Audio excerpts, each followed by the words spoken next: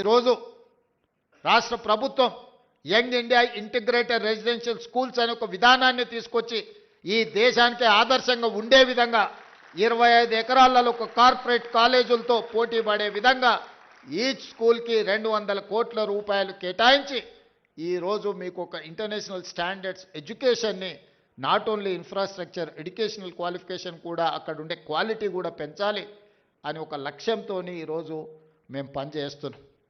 ఈరోజు చాలామంది విమర్శిస్తున్నారు. ఇవాళనే ఒక పత్రికలో చూసిన ఈ SC ST BC minority EWS పిల్లలకు 200 కోట్ల రూపాయలు పెట్టి 100 అంటే దాదాపుగా 25,000 కోట్ల రూపాయలు ఖర్చు పెట్టి కట్టాల్సిన అవసరం ఉందా అని ఒక పత్రిక రాసింది. ఒక రాజకీయ పార్టీకి సంబంధించిన పత్రిక.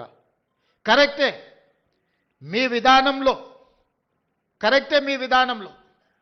ఎందుకంటే మీరు అధికారంలో ఉన్నప్పుడు బర్రెలు గొర్రెలు చేపలు చెప్పులు కుట్టుకోండి అనే స్కీములు మీరు తీసుకొచ్చిండ్రు.